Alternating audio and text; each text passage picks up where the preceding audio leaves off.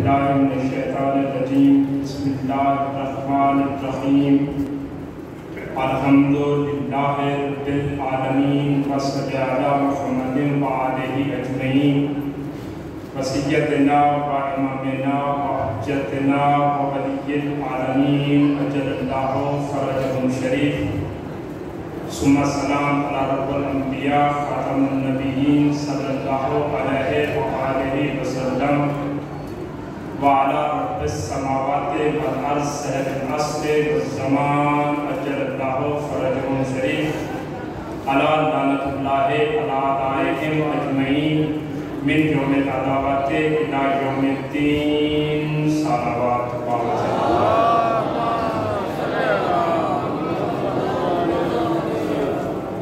اما بعد فقط قال اللہ تعالیٰ فی القرآن المجید والفرقان الحمید بسم اللہ الرحمن الرحیم قل فللہ الحجۃ البالغہ فلو شاء لہداکم اجمعین صلوات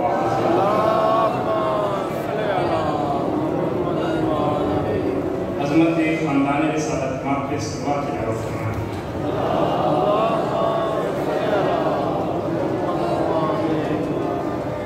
مزاج مولا کو اگر زمانے کی گردن و تھکن اجازت دے تو ایک تھکن شکن صلوات جاری فرمائیں۔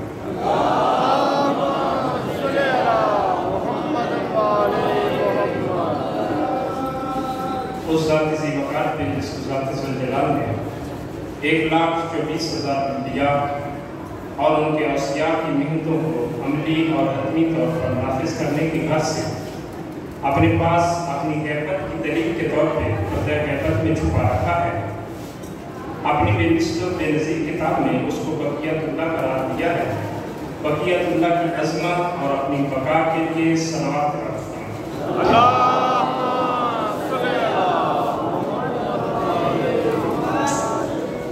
دعا ہے بارگاہ رب العزت میں کہ خالق لم یزل و تصدق چاہتا معصومین سید حجاز صاحب کو شفاء کاملہ و عاجلہ عطا فرمائیں۔ تمام مومنین و مومنات کی دلی حاجات خواہشات اپنی پاک بارگاہ میں منظور و مقبول فرمائیں۔ میرے ایک دوست ہیں، بھائی ہیں، ان کی اہلیہ تھوڑی سی عجیب ہے۔ دعا ہے خالق لم یزل ان کو شفاء کاملہ و عاجلہ عطا فرمائیں۔ دعا کے حوالے سے موضوع کا حصہ تو نہیں ہے لیکن بہت ضروری ہے۔ دعا کے حوالے سے ایک فرمان امام رضا پاک کا میرے پیش نظر ہے، اگر کہیں تو وہ آپ کے گوش گزار کر امام رضا پاک ارشاد فرماتے ہیں کیونکہ انسان فطری طور پہ لالچی ہے، ہم ہر وقت مانگنے پہ لگے رہتے ہیں۔ ہم یہ بھی بھول چکے ہیں کہ کہاں مانگنا ہے اور کہاں نہیں مانگنا۔ ہمارے لالچ کا یہ معیار ہے۔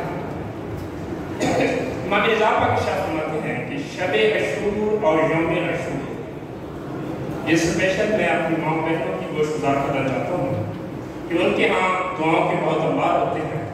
امام رضا پاک ارشاد فرماتے ہیں کہ شب عاشور اور یوم عاشور جو کوئی بھی کوئی حاجت طلب کرے گا بروز محشر وہ ابن زیاد و شہر کے ساتھ محشور ہوگا۔ اور ہمارے لالچ کی یہ حد ہے، ہم اسی رات کو بہت سی دعائیں طلب کرتے ہیں اور ہماری دعا کا مرکز و محور صرف اور صرف مادیات ہوتا ہے۔ اگر دعا مانگنی ہی ہے تو عرفان حجت خدا کی دعا طلب کیا، اس کے علاوہ باقی تمام دعاؤں کو ترک کر دیں۔ وہ خالق رحمان الرحیم ہے، وہ آپ کی تمام حاجات خود بخود پوری کر دیں۔ اجازت ہے آپ سنتی ہے؟ میں نے کل ہی والی آیت کو مضمون سخن بنایا ہے کہ رسول ان سے کہہ دو اگر میں چاہتا کہ تم سب ہدایت یافتہ ہو جاؤ، تم سب ایمان لے آؤ، تو میں ایسا کر سکتا تھا۔ کیوں؟ میرے پاس حجت بالغہ موجود ہے۔ وہ بات ہو رہی تھی حجت پہ اور اس میں نے ایک حدیث تلاوت کی تھی۔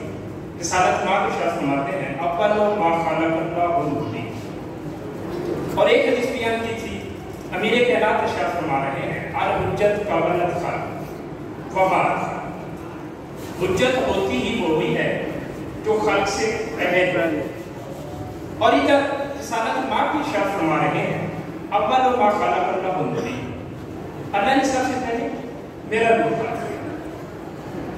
اور حجت وہ ہوتی ہے، بہت مشکل بات ہے، تھوڑی سی توجہ دیجیے گا، اور حجت وہ ہوتی ہے جو خلق سے پہلے۔ کیا کوئی ایسی ہستی ہو سکتی ہے جو رسالت ماں کی نور اقدس سے بھی پہلے ہو؟ غور کرو، رسالت ماں کی ارشاد فرما رہا ہے اول ما خلق اللہ نوری، امیر المومنین ارشاد فرما رہا ہے الحجت قبل الخلق، حجت خلق سے قبل ہے، نور رسالت ماں در خلق میں آیا۔ تو اس کی وضاحت بھی ایک آیت مبارکہ سے ہے جو اس کے سورہ حشر کی آخری آیت ہے، اس میں ذات ذوالجلال کو باری بھی کہا گیا ہے، خالق بھی کہا گیا ہے۔ هو اللہ باری والخالق، وہ باری ہے، وہ خالق ہے۔ باری وہ فقط اور صرف آل محمد کے لیے ہے، باری اسے کہتے ہیں۔ ہم قرآن مجید کا ترجمہ تلاوت فرما دیں، ادھر سے اٹھا رہے ہیں، ان دونوں لفظوں کا ترجمہ ایک ہی کیا ہوا، باری کا بھی خالق اور خالق کا بھی ترجمہ خالق ہوگا، جبکہ ایسی بات نہیں، جبکہ ایسی بات نہیں ہے۔ باری اس ذات کو کہتے ہیں جو لا شے سے کچھ شے خلق کرتے ہیں، اور خالق اسے کہتے ہیں جو شے سے شے کو خلق کرتے ہیں۔ باری کسی کہتے ہیں جو لا شے سے شے کو خلق کرتے ہیں، اسے باری کہتے ہیں۔ تو اللہ رب العزت فقط آل محمد کا باری ہے، ہمارا نہیں۔ اللہ رب العزت فقط آل محمد کا باری ہے، ہمارا نہیں، ہمارا خالق۔ جب آل محمد کو خلق کرنے لگا تو اس سے پہلے بطور حجت خود ہی آل محمد موجود تھے۔ جب آل محمد کو خلق کرنے لگا تو آل محمد بطور حجت اپنی خلقت سے پہلے موجود تھی۔ بات مشکل ہے کہ انہیں ایک آیت دیکھا، توجہ ہے، مشکل موضوع میں ایک آیا ہوں ممبر پہ، جو کہ شکیل سے کہتا ہوں کہ آپ کے گوش گزار پہلے نہیں۔ اگر کوئی بات نہیں لگے، اگر معرفت میں اضافے کا سبب بنے کے بعد، تو حوصلہ افزائی اتنی کر دیا کریں کہ میرا بھی مزید محنت کرنے کو دل چاہتا ہے۔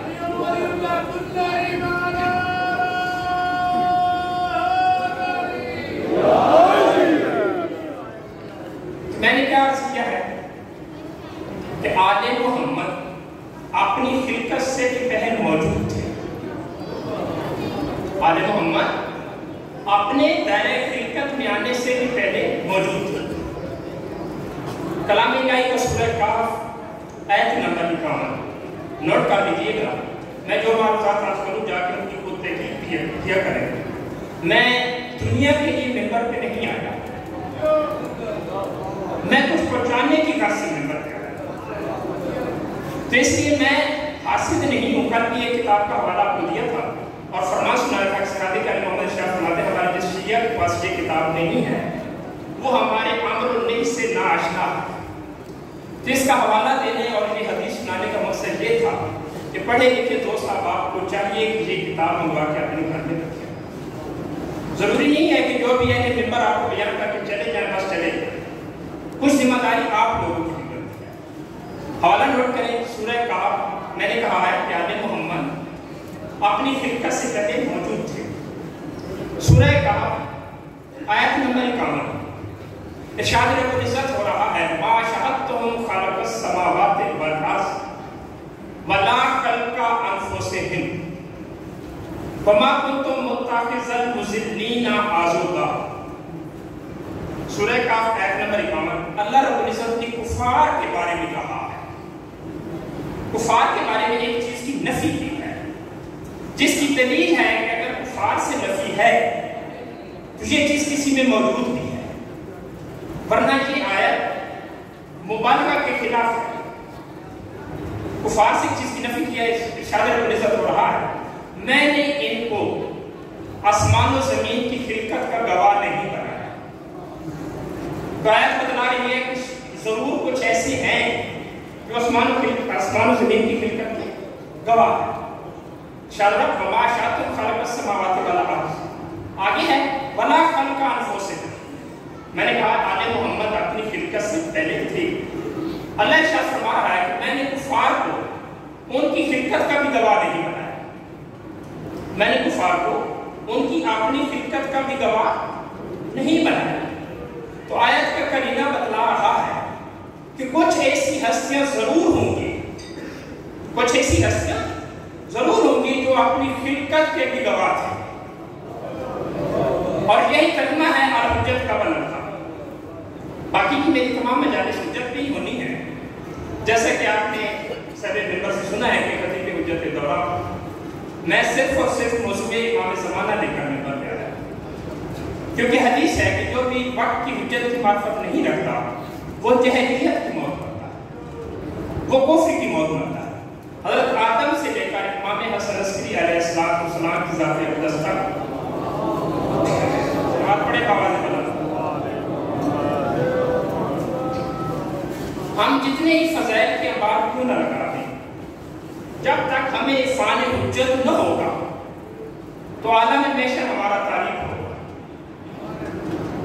तो मेरा मौजूद बाकी के दिनों का भी लफ्ज़ हुज्जत ही होगा। हुज्जत क़ब्ल अल-खल्क़ है। इसमें एक और वज़ाहत करता चलूं, सारे उलमा का ये मुत्तफ़िक़ा फैसला है कि वो ज़ाते किब्रिया हर काम बज़ाते खुद नहीं करती। वो ज़ाते किब्रिया हर काम बज़ाते खुद नहीं करती। उसने हर काम के लिए अपने वसैल को इस्तेमाल किया है। जितने भी वसैल तलाश किए कर लिए हैं, मगर ये मानना जरूरी होगा कि जो खिलकत अव्वल होगी वो बगैर वसीले के होगी। जितने भी वसैल होंगे, जो भी खिलकत अव्वल होगी वो बगैर वसीले की होगी। और रवायात मासूमीन में मिलता है कि बरोज़े महशर कलाम इलाही एक शक्ल की सूरत में, इंसानी शक्ल की सूरत में मैदान महशर में आया। तो कलाम इलाही भी एक मखलूक है। कलाम इलाही भी एक मखलूक है। जब कलाम इलाही सारे का सारा मखलूक है, तो क्या इसका कोई लफ्ज़ गैर मखलूक हो सकता है? इसका हर लफ्ज़ मखलूक है। इरशाद हो रहा है कि जब भी वो किसी चीज का इरादा करता है तो कहता है कुन, तो हो जाओ। क्या कहता है? कुन हो जाओ। जहां कुन को वसीला करार दिया गया, जहां कुन को वसीला करार दिया गया, और आले मोहम्मद वो है जो वसीला अव्वल है। अगर कुन को इनसे पहले तस्लीम कर लिया जाए, अगर लफ्ज़ कुन को आले मोहम्मद से पहले तस्लीम कर लिया जाए, तो इस सिलसिले में कुन को अक़लियत हासिल हो जाएगी। इस सिलसिले में कुन को अक़लियत हासिल हो जाएगी। जो ज़वात अक़दस कुन से भी पहले मौजूद थे उनको हुज्जत कहा जाता है।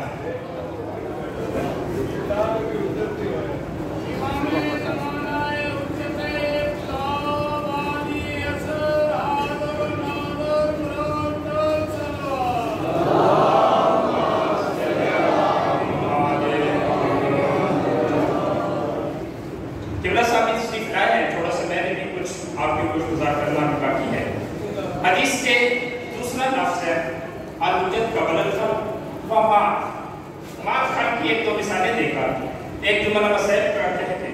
मैं अपने मोहतरम को मिंबर देता हूँ। अमीरुल मोमिनीन शाह फरमा रहे हैं अल-हुज्जत क़ब्ल अल-खल्क़ व माअ खल्क़ की मिसाल दें। माअ लफ्ज़ कलाम इलाही में 145 मरतबा है। लफ्ज़ माअ कलाम इलाही में 145 मरतबा। इसका मतलब है सात होगा। मैयत दो किस्म की है। माँ का मतलब क्या है? सात होगा। अल-हुज्जत क़ब्ल अल-खल्क़ व माअ खल्क़, जो खल्क़ की सात है। मैयत फिर दो किस्म की है। एक है मैयत एहसासी, एक है मैयत वजूदी। बहुत मुश्किल बात है, या पता नहीं کیا آپ لوگوں کو سمجھ نہیں آ رہی؟ ایک ہے میت احساسی، ایک ہے میت وجودی. جیسا کہ میت احساسی کی مثال دینے لگا ہوں، کلام الہی میں ہے ان اللہ مع الصابرین. لفظ مع ہے، اللہ رب العزت صابرین کے ساتھ ہے. یہ ہے میت احساسی، ہمدردی والی میت. اگر صرف اور صرف اس آیت کا مطلب یہ کیا جائے کہ اللہ رب العزت صرف صابرین کے ساتھ ہے، تو کیا باقی لوگوں کے ساتھ اللہ کا وجود نہیں ہے؟ اللہ تو ہر جگہ پہ ہے. آیت کہہ رہی ہے ان اللہ مع الصابرین، اللہ صبر کرنے والوں کے ساتھ. یہ ہے میت احساسی. ایک اور ہے میت احساسی کی دلیل. رسالہ کے ماں نے اپنے ایک دوست سے کہا تھا جب وہ کسی خاص مقام پر انہوں نے رونا شروع کر دیا تھا، تو رسالہ کے ماں نے ارشاد فرمایا تھا تو کیوں روتا ہے، اللہ ہمارے ساتھ ہے. یہ بھی ایک میت احساسی ہے، میت ہمدردی. دوسری ہے میت وجودی. میت وجودی وہ ہوتی ہے کہ ایک انسان کے ساتھ ایک انسان کا وجود، اس کو کہتے ہیں میت وجودی. پھر میت کیا دو قسمیں ہیں، میت ظاہری، میت باطنی. میت ظاہری، میت باطنی. جو میت باطنی ہے یہ فقط اس ذات کبریا کے لیے ہے. اللہ ہم سب کے ساتھ ہے یا نہیں ہے؟ کسی کو نظر آ رہا ہے، کسی کو میت باطنی کہتے ہیں. میت باطنی کیا ہے؟ ساتھ ہونا اور نظر ہونا. دوسری ہے میت ظاہری. میت ظاہری ہر جنس کی اپنی جنس کے ساتھ ہوتی ہے. جیسے یہ کبھی نہیں ہوتا ایک انسان دوسرے انسان کے ساتھ بھی ہو اور نظر نہ ہو، یہ نہیں ہوتا. ایک جن اپنے جن کے پاس بھی ہو اور نظر نہ آئے، یہ نہیں ہو سکتا. ایک فرشتہ فرشتے کے پاس بھی ہو اور فرشتے کو نظر نہ آئے، یہ نہیں ہو سکتا. اس کو کہتے ہیں میت وجودی، میت ظاہر. میت باطنی کیا ہے؟ میت باطنی صرف اور صرف مختص ہے ذات الہیہ کے، وہ ہمارے ساتھ بھی ہے، نظر بھی نہیں. جملہ دینے لگا ہوں، اگر آپ کے ذہن میں دار ہوئے تو انشاءاللہ لطف لے گی. میت باطنی ہے فقط ذات الہیہ کے، میت ظاہری ہے صرف ہم جنس کے. حجت اسے کہتے ہیں جو میت ظاہری پہ بھی قادر اور میت باطنی پہ بھی قادر.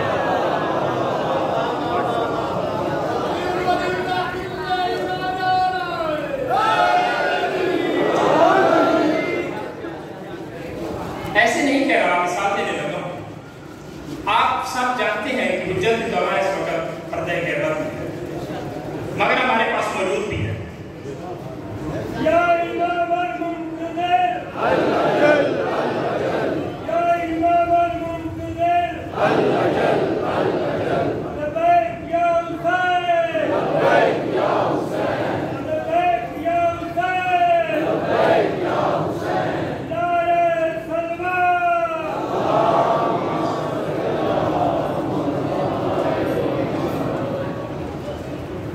میت باطنی ذات الہیہ کے لیے، میت ظاہری ہم جنس کے.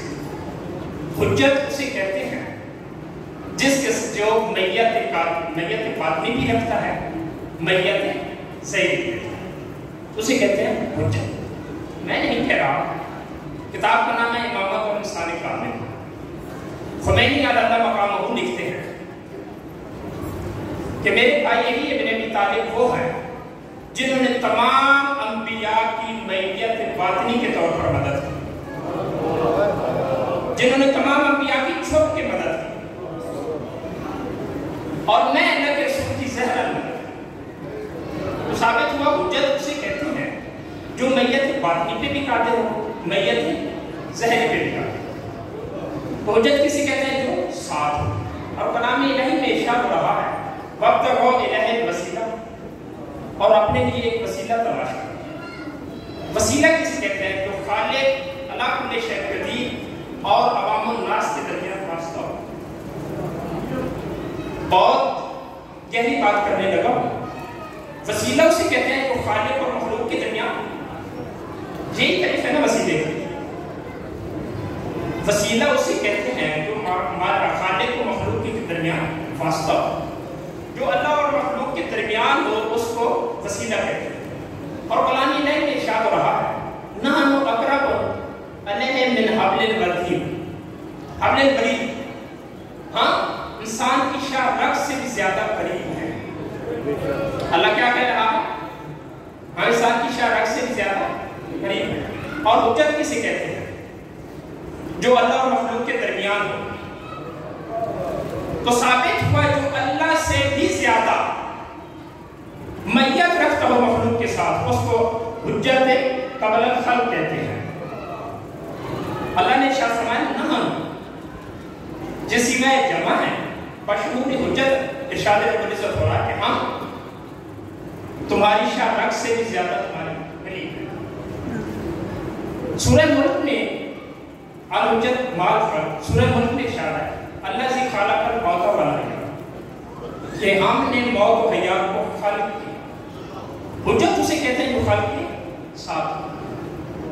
تو ثابت ہوا اسی کو حجت کہتے ہیں جو انسان کے سامنے کھڑے ہو کر اسرائیل کو موت کے احکام صادر فرمائے، اس کو حجت کہتے ہیں۔ جو ذات اقدس اسرائیل کو بھی موت کے احکام صادر فرمائے اس کو حجت کہتے ہیں۔ میں نہیں کہہ رہا، ایک دفعہ حارث حمدانی، ان کا چہرہ اڑا ہوا تھا، رسول مولا امیر المومنین ارشاد فرماتے ہیں اے حارث حمدانی آج بہت پریشان نظر آ رہے ہو۔ تو حارث کہتے ہیں کہ مولا آپ کے خطبات نے پریشان کر رکھا ہے۔ مولا ارشاد فرماتے ہیں کیسے؟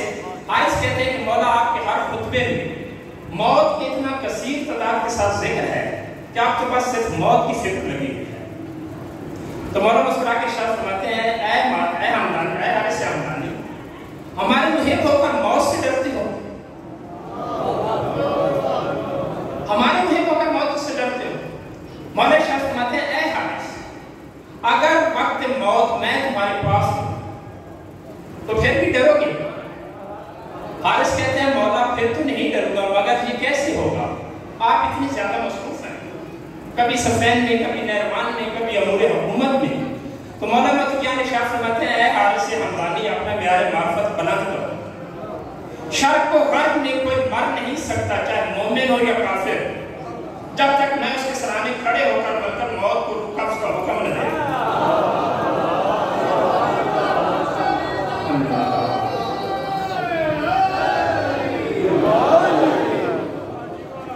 حجت کسی کہتے ہیں جو خلق کے ساتھ۔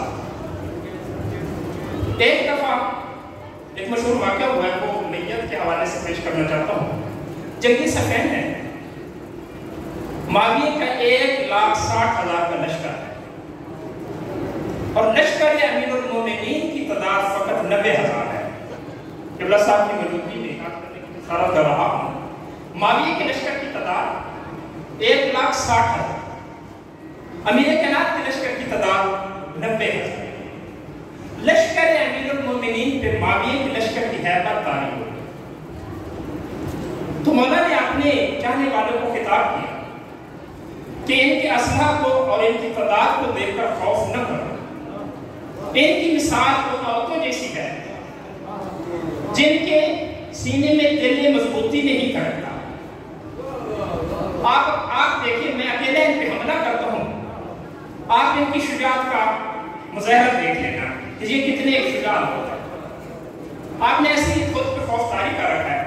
مالک اشتر بیعت کرتے ہیں بس یہ کہہ کر امیر المومنین نے 1,60,000 کے لشکر پہ اکیلے حملہ کر دیا۔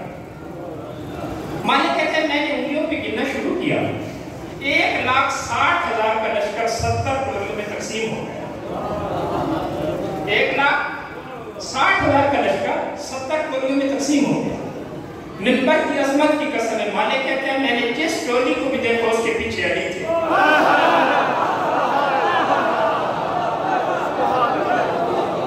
جناب مالک کہتے ہیں میں نے جس ٹولی کو بھی دیکھا،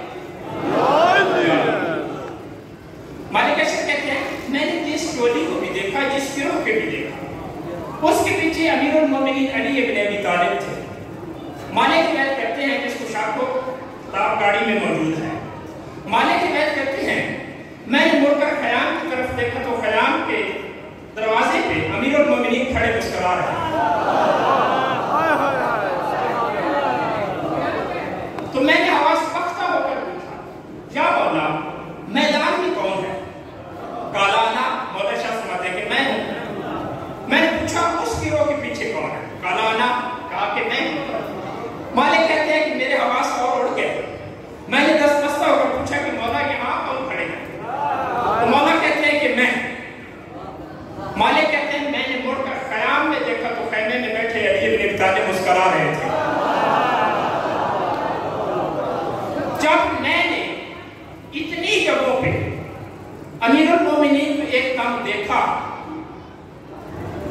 تو میں نے دست بستہ ہو کر عرض کیا، جناب مالک کا پیار معرفت یہ ہے کہ امیر المومنین نے بلاغت ارشاد فرماتے ہیں کہ میں جس طرح رسول خدا کے لیے تھا، جناب مالک اس طرح میرے لیے ہے۔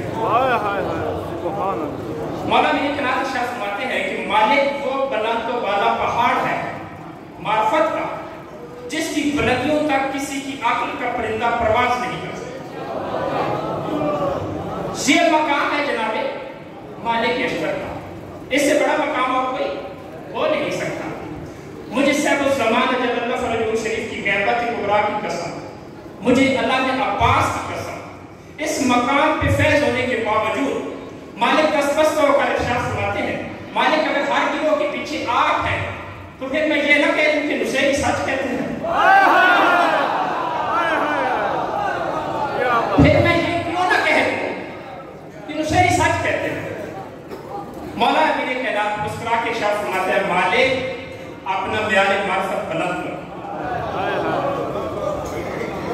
جس حد تک آل محمد کو دیکھ لیا جائے ان کو کبھی بھی وہ ذات احد نہیں کہتے۔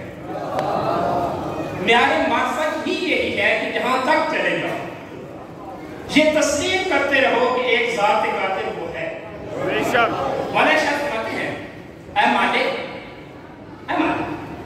سفر معرفت میں اللہ اکبر یا رسول اللہ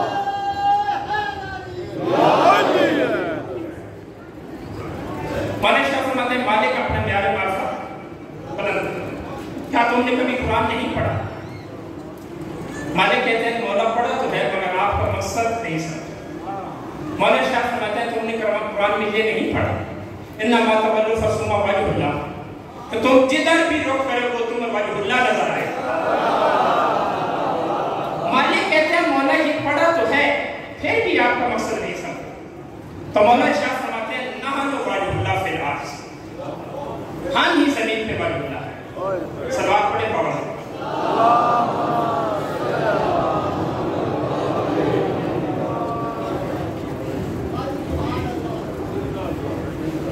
اگر وقت ضائع نہیں ہوا ایک صلوات بابا سے بلند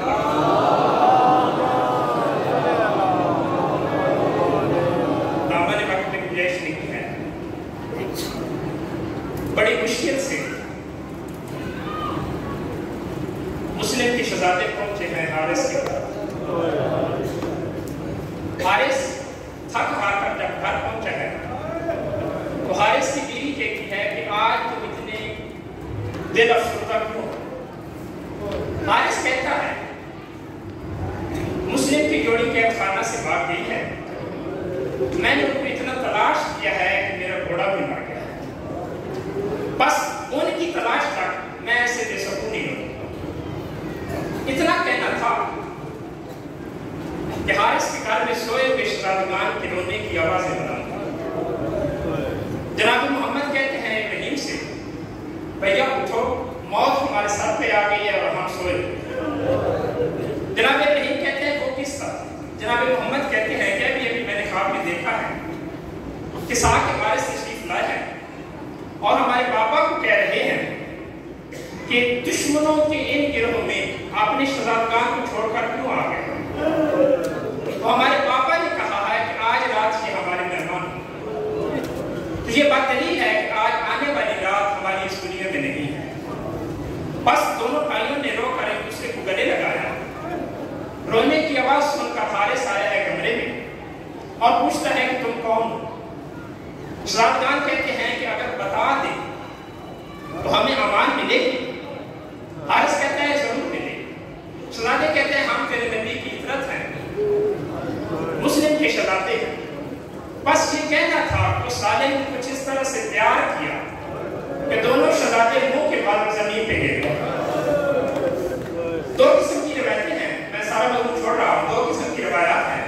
ایک روایت یہ ہے کہ حارث نے شہزادگان مسلم کو رسی سے باندھ کر دریا میں لایا ہے، اور ایک روایت یہ ہے کہ بانوں سے پکڑ کر کسیب کر دربار لائے ہیں دریا میں۔ جب دریا میں لائے ہیں تو شہزادگان مسلم کہتے ہیں کہ ہمیں کیوں قتل کرتا ہے؟ یہ مطلب کہتے ہیں انعام کا لالچ ہے۔ شہزادے کہتے ہیں جتنا انعام لینا ہے ہم سے لے لو، ہمیں اس میں دردی سے قتل نہ کرو۔ تو حارث کہتا ہے نہیں، مجھے تمہارے ساتھ چاہیے۔ ایک یہ مقام تھا جب شہزادگان کہہ رہے ہیں کہ لالچ میں ہمیں اگر قتل کرنا چاہتا ہے تو ہمیں بازار میں سیل کر دے۔ ایک اور مقام ہے کہ مظلومے کا کلا حالت سجدہ میں ہے، شمر ملون آیا ہے تلوار لے کر۔ مولا پوچھتے ہیں کہ شمر تو مجھے کیوں قتل کرنا چاہتا ہے؟ شمر کہتا ہے انعام کے لالچ سے۔ مظلومے کا کلا کی سب سے بڑی مظلومیت یہی ہے کہ مولا کہتے ہیں اے شمر تمہیں یزید سے جتنا انعام ملنا ہے وہ اس سے لے لو، مگر میرے قتل سے باہر جائے گا۔ تو شمر کہتا ہے کہ اے حسین ابن علی، میں جانتا ہوں اس وقت روئے زمین پہ تم جیسی کوئی ہستی نہیں ہے۔ مظلومیت کی یہ حد ہے کہ شمر کہتا ہے اے حسین ابن علی، آپ اگر پوری دنیا بھی انعام میں مجھے دے دینا تو یزید کی ایک ردی بھاری انعام مجھے تم سے عزیز ہے۔ ادھر حارث نے کوئی حیا نہ کیا، ادھر شمر